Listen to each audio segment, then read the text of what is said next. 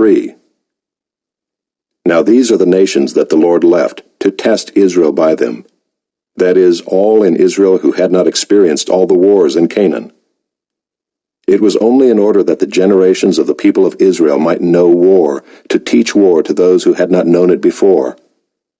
These are the nations, the 5 lords of the Philistines, and all the Canaanites, and the Sidonians, and the Hivites who lived on Mount Lebanon, from Mount Baal Hermon as far as Lebo-Hamath. They were for the testing of Israel, to know whether Israel would obey the commandments of the Lord, which he commanded their fathers by the hand of Moses.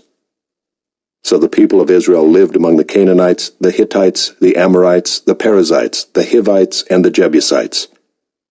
And their daughters they took to themselves for wives, and their own daughters they gave to their sons, and they served their gods. And the people of Israel did what was evil in the sight of the Lord. They forgot the Lord their God, and served the Baals and the Ashereth. Therefore the anger of the Lord was kindled against Israel, and he sold them into the hand of Cushan-Rishathaim, king of Mesopotamia.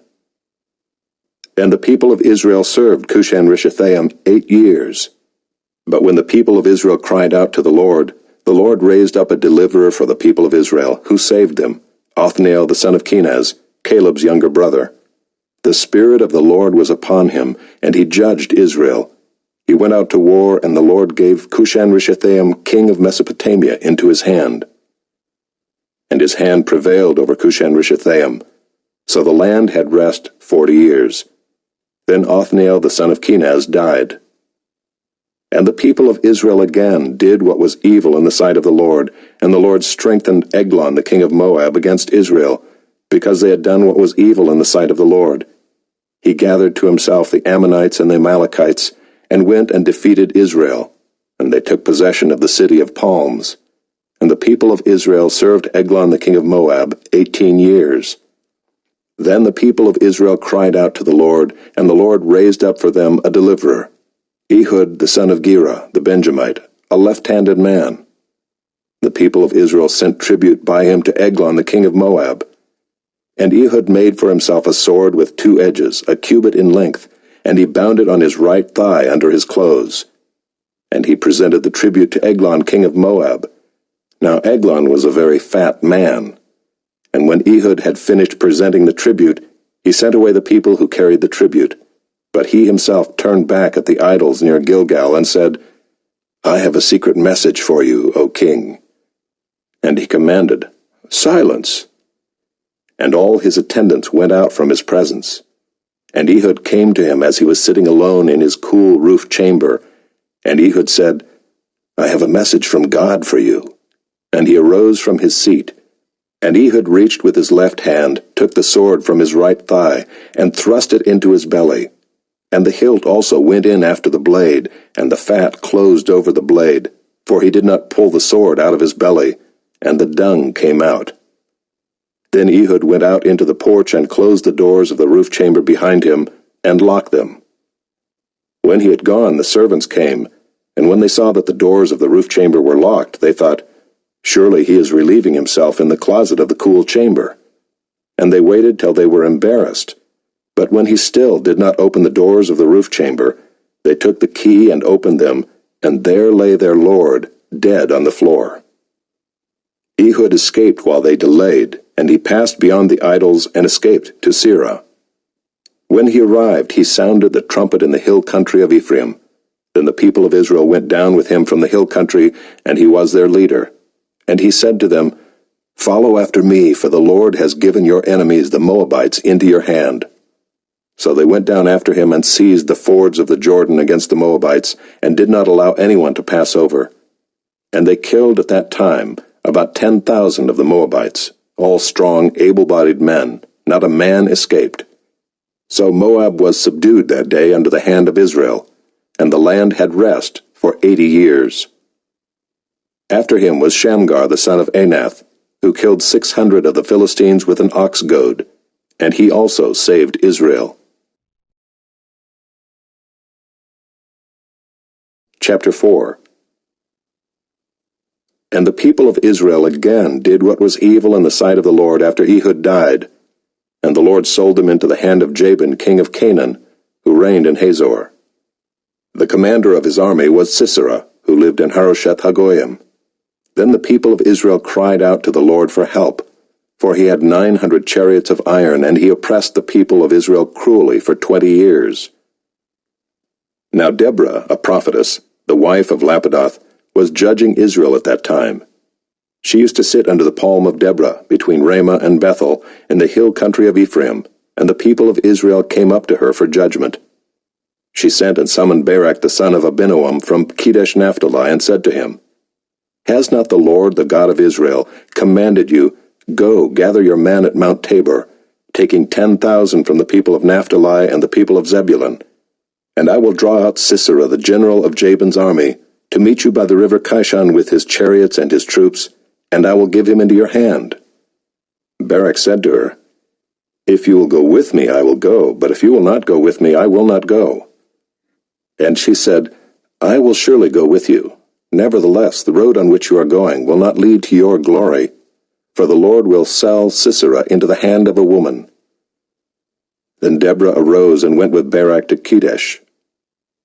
And Barak called out Zebulun and Naphtali to Kedesh, and 10,000 men went up at his heels, and Deborah went up with him. Now Heber the Kenite had separated from the Kenites, the descendants of Hobab the father-in-law of Moses, and had pitched his tent as far away as the oak in Zaananim, which is near Kedesh. When Sisera was told that Barak the son of Abinoam had gone up to Mount Tabor, Sisera called out all his chariots, 900 chariots of iron, and all the men who were with him, from Harosheth Hagoyim to the river Kishon. And Deborah said to Barak, Up, for this is the day in which the Lord has given Sisera into your hand. Does not the Lord go out before you? So Barak went down from Mount Tabor with 10,000 men following him. And the Lord routed Sisera and all his chariots and all his army before Barak by the edge of the sword. And Sisera got down from his chariot and fled away on foot. And Barak pursued the chariots and the army to Harosheth Hagoyim, and all the army of Sisera fell by the edge of the sword. Not a man was left.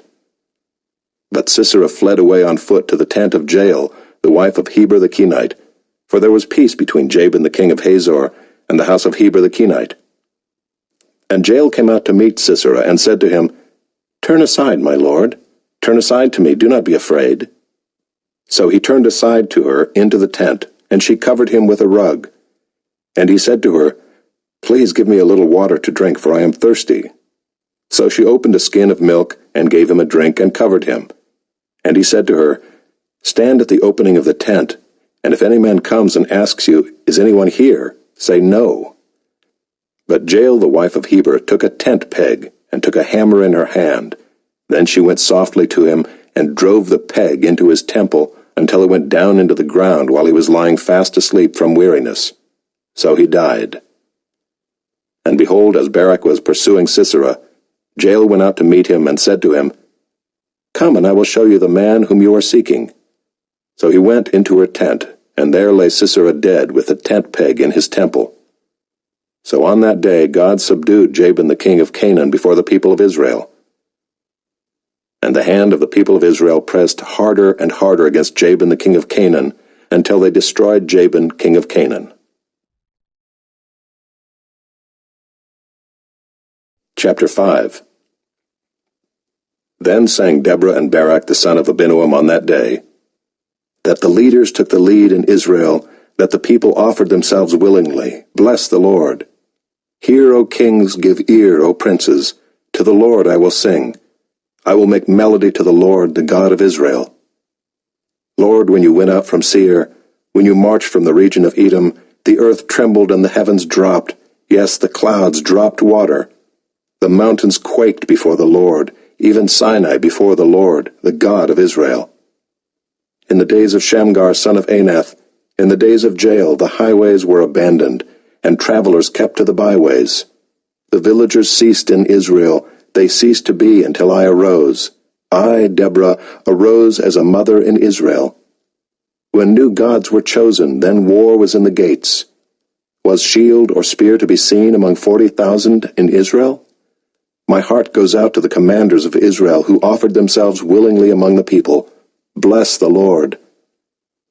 tell of it, you who ride on white donkeys, you who sit on rich carpets, and you who walk by the way. To the sound of musicians at the watering places, there they repeat the righteous triumphs of the Lord, the righteous triumphs of his villagers in Israel. Then down to the gates march the people of the Lord. Awake, awake, Deborah, awake, awake, break out in a song. Arise, Barak, lead away your captives, O son of Abinoam.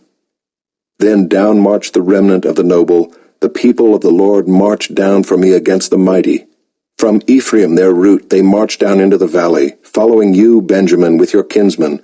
From Machir marched down the commanders, and from Zebulun those who bear the lieutenant's staff. The princes of Issachar came with Deborah, and Issachar faithful to Barak. Into the valley they rushed at his heels. Among the clans of Reuben there were great searchings of heart. Why did you sit still among the sheepfolds to hear the whistling for the flocks? Among the clans of Reuben there were great searchings of heart.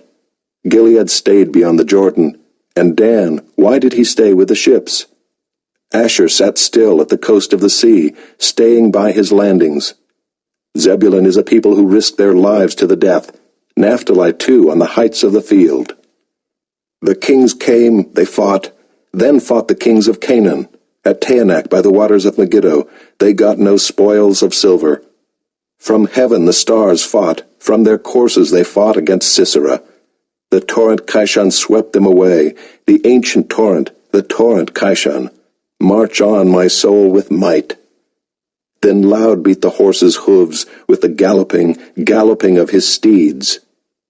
Curse Meroz, says the angel of the Lord. Curse its inhabitants thoroughly, because they did not come to the help of the Lord against the mighty. Most blessed of women be Jael, the wife of Heber the Kenite, of tent-dwelling women most blessed. He asked for water, and she gave him milk. She brought him curds in a noble's bowl.